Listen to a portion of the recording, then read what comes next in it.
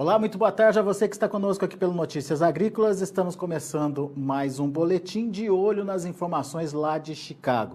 Um dia que foi positivo ao longo da sessão. No finalzinho dos negócios o mercado acabou deslizando um pouquinho, mas nada que preocupe não. São quedas de um pontinho no máximo nas principais posições. Vamos entender esse comportamento do mercado, porque o mercado fez isso hoje, e entender qual é o cenário para os preços da soja aí, daqui por diante. Quem nos ajuda com esse cenário é o Aedson Pereira, analista da Informa Economics FNP. Está aqui o Aedson com a gente já no telão.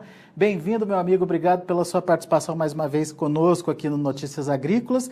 E começo te perguntando desse comportamento lá na Bolsa de Chicago. Alguma coisa para se preocupar? Início de mudança de cenário? Enfim, como é que a gente pode entender esse fechamento aí de hoje? Não, foi mais uma oportunidade, né, de liquidação, de realização de lucro.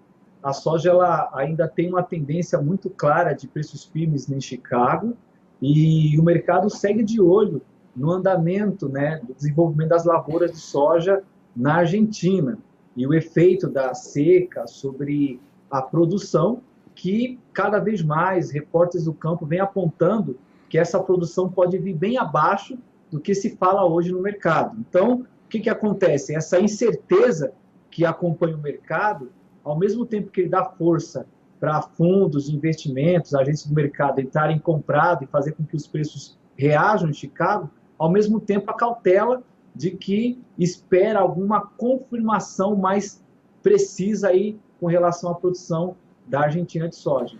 Hoje, por exemplo, a gente chegou a ver o mercado maio trabalhando acima dos 10,50, mas devolveu de novo esse valor.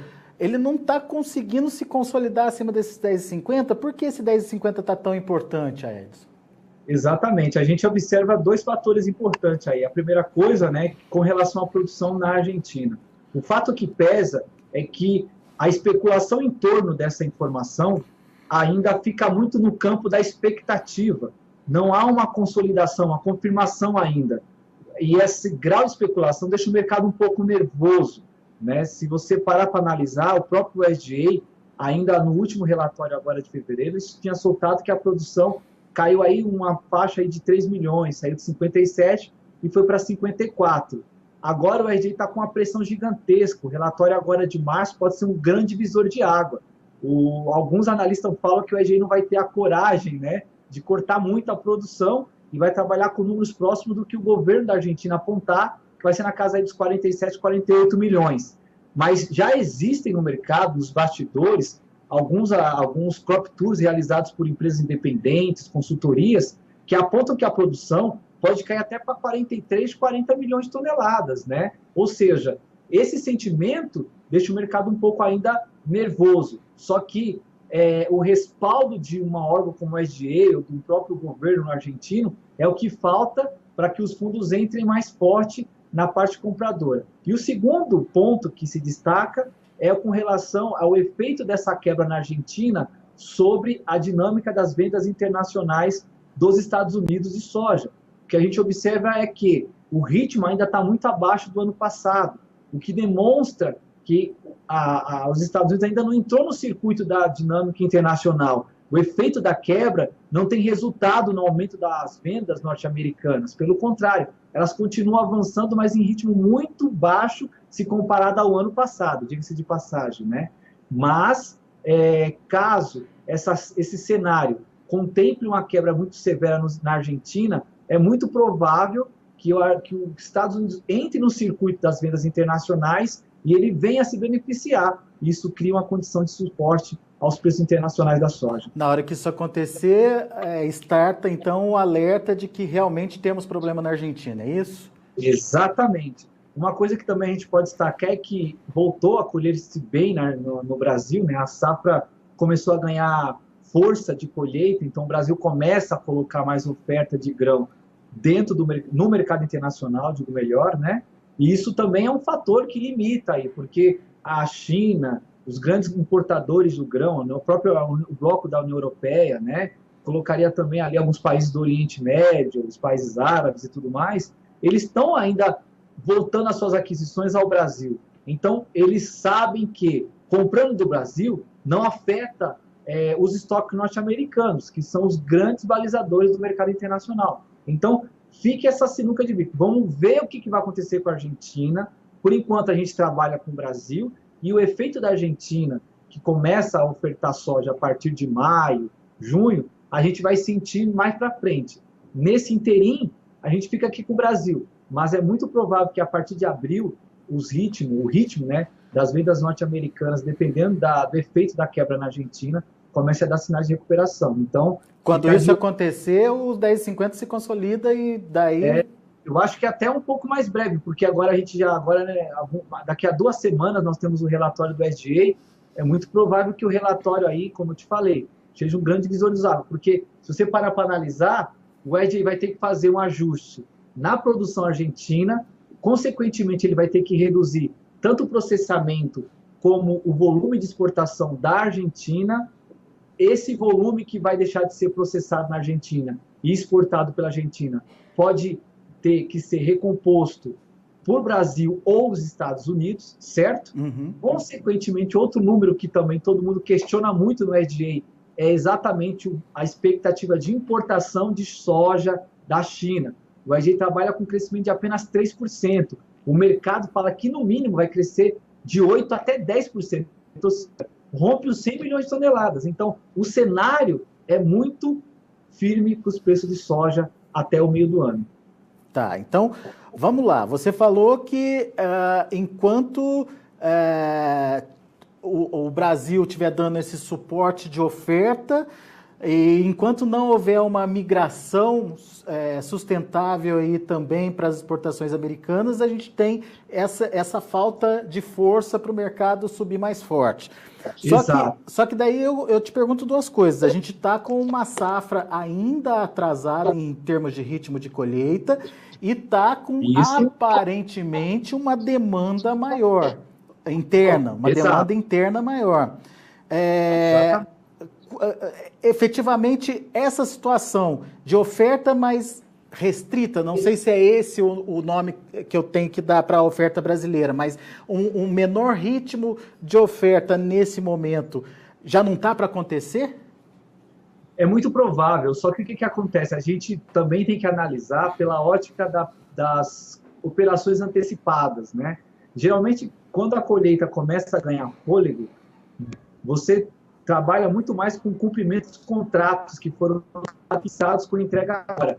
Isso aí diminui um pouco da intensidade de escassez de oferta que realmente, você muito bem destacou, a gente vive agora.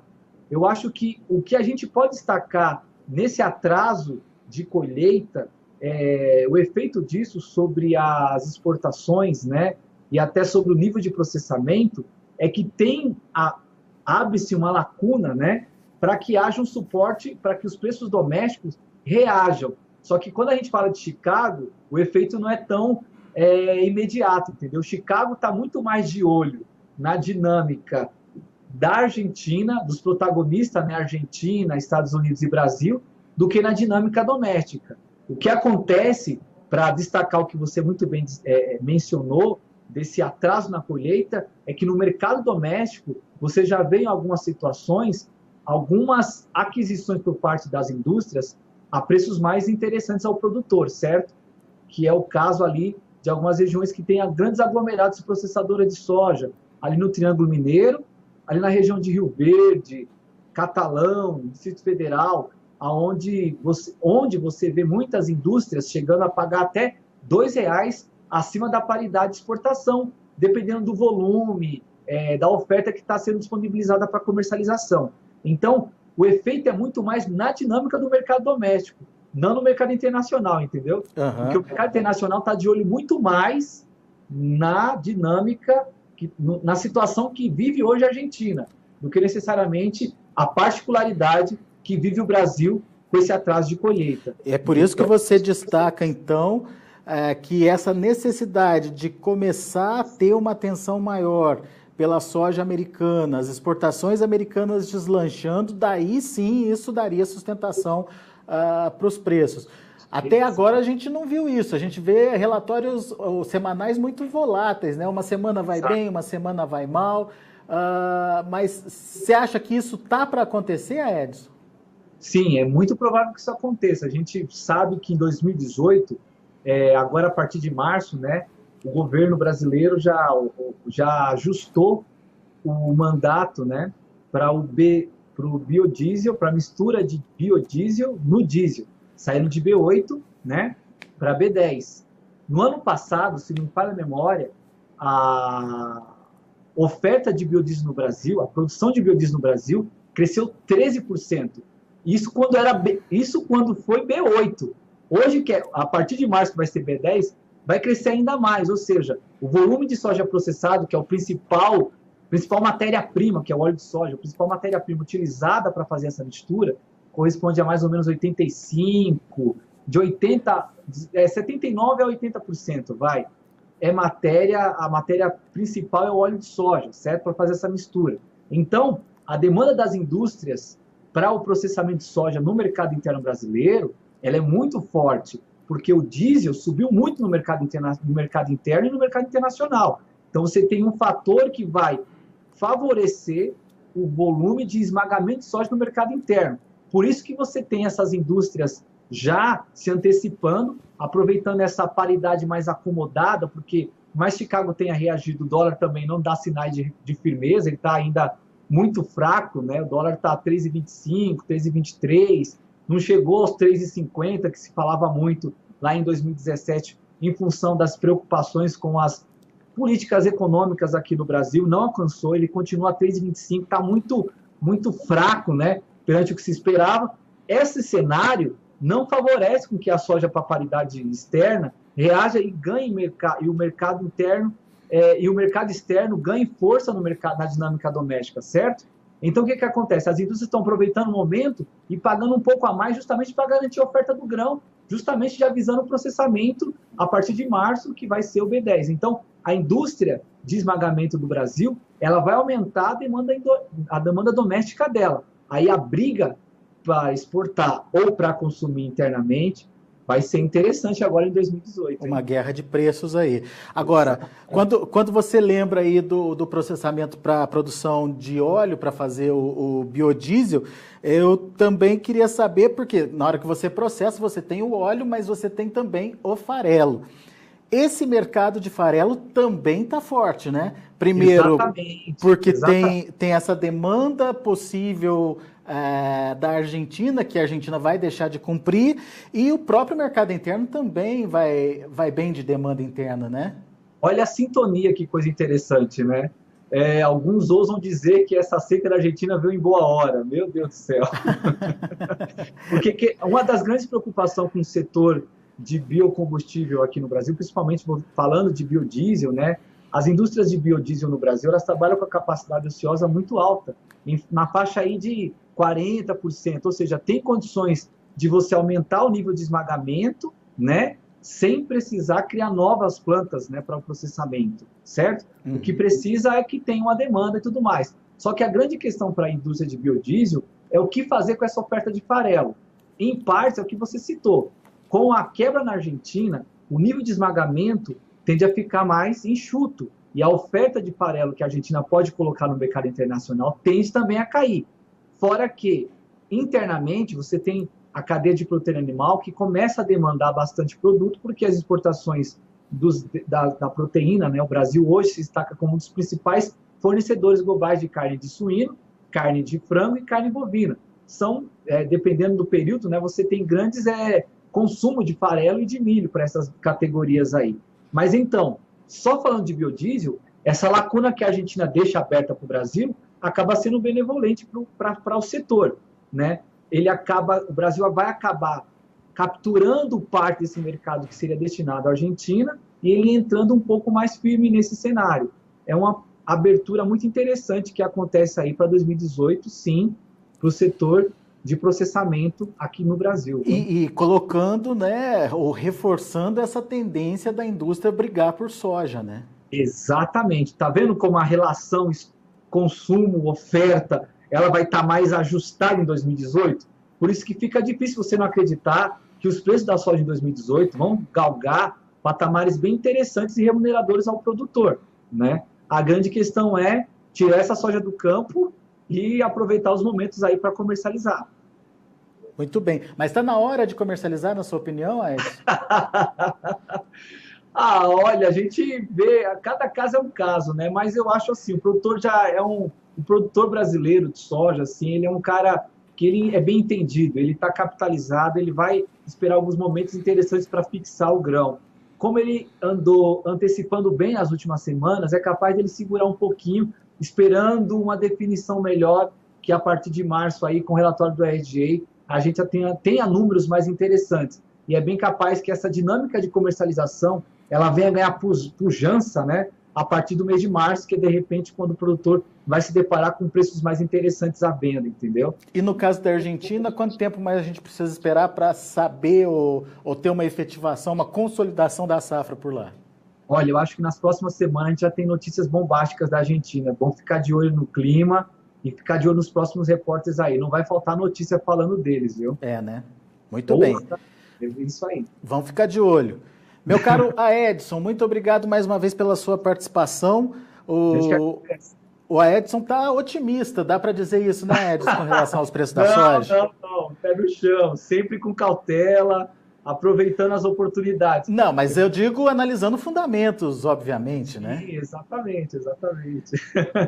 Muito bem. Vamos acompanhar o mercado no dia a dia, aguardando aí os andamentos, né, dessa situação de falta na Argentina, de oferta saindo compassada aqui do Brasil. Será que volta o foco para as compras lá nos Estados Unidos? Se isso acontecer, se realmente começar a ter uma motivação maior de compra aí pela soja americana, daí sim a gente pode ver sustentado o patamar dos 10,50 e até soja acima disso, mas precisa de novidade para que isso aconteça, precisa que realmente essa demanda aconteça por lá, para que o mercado internacional reaja, a formação de preços no mercado internacional tenha um outro peso. Obrigado, meu caro. Um abraço para você. Até a próxima. Tá, então, a Edson Pereira, analista da Informa Economics FNP, conversando aqui com a gente. Vamos aos preços: soja, milho e trigo lá na Bolsa de Chicago. Um dia que está encerrando aí negativo para a soja, o março 10 dólares e 34, mais uma queda de 2 pontinhos. O maio 10,46, 10 dólares e 46 centos por bushel, uma queda de 1,5 ponto. O julho 10,55, caindo 0,75, e o agosto 10,55, uma queda de 0,75 também. Vamos ao milho. O milho para março fechando aí positivo, 2 pontos mais 25 de alta, 3,68. Maio 3,77 também subindo, 2 pontos mais 75 de alta, mesma alta para julho que fechou a 3,85. E o setembro 3 dólares e 91 centos por bushel, subindo 2 pontos mais 25. E para finalizar, o trigo, que também trabalhou aí de forma positiva, encerrou com altas até importantes. O março 4,59, 4 dólares e 59 centos por bushel, alta de 7 pontos mais 25. Para maio 4,72, 8,5 de alta. Julho 4,87, 8,5 de alta. Setembro a mesma alta de 8,5 a 5 dólares e 4 centos por bushel. São esses os números do mercado, fechamento dos negócios lá na Bolsa de Chicago. Na sequência, a gente fala sobre o mercado do milho. Eni Fernandes vai nos ajudar a entender essa movimentação no mercado interno, que desde a semana passada está fazendo os preços no mercado interno terem uma mudança de patamar, uma mudança positiva nos preços. Daqui a pouquinho a gente traz as informações para você. Continue com a gente.